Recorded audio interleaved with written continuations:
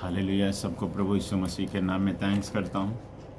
मैंने कहा यूहन्ना चैप्टर 1 में लिखा है, आदि में वचन था और वचन परमेश्वर के साथ था और वचन परमेश्वर था। यही आदमी परमेश्वर के साथ था। सब कुछ उसी के द्वारा उत्पन्न हुआ और जो कुछ उत्पन्न हुआ है उसमें से कोई भी वस्तु उसके बिन उत्पन्न नहीं हुई। उसमें जीवन था और जीवन मनुष्यों की ज्योति था। ज्योति अंधकार में चमकी है और अंधकार ने उसे ग्रहण ना किया। सच्ची ज्योति जो हर एक मनुष्य को प्रकाशित करती है वो जगत में आने वाली थी।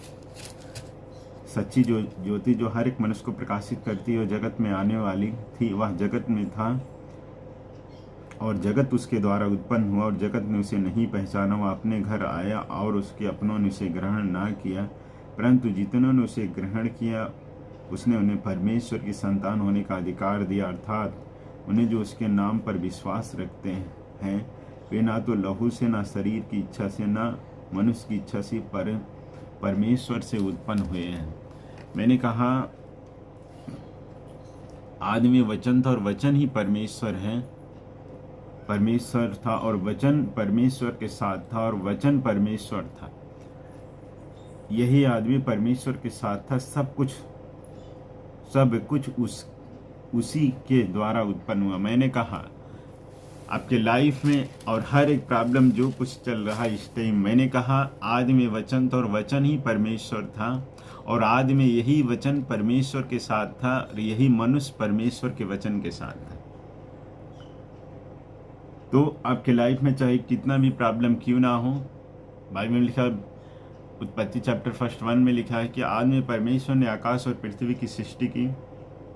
पृथ्वी बिडौल और सुनसान पड़ी थी, गहरे जल के ऊपर अंधियारा था तथा परमेश्वर का आत्मा जल के ऊपर मरड़ाता। जब परमेश्वर ने कहा उजाला हो तो उजाला हो गया। जब परमेश्वर ने कहा तो उस टाइम उजाला हुआ। उसके पहले आपके लाइफ में जो कुछ जिस परिस्थिति में आप गिरे हो, मैंने कहा यीशु मसीह के नाम में घोषणा करो, जो परमेश्वर की ज्योति उसके ऊपर प्रकाश मान करो, जो परमेश्वर का वचन है, जो हर एक मनुष्य को प्रकाशित करती है, वो जगत में आने वाली थी।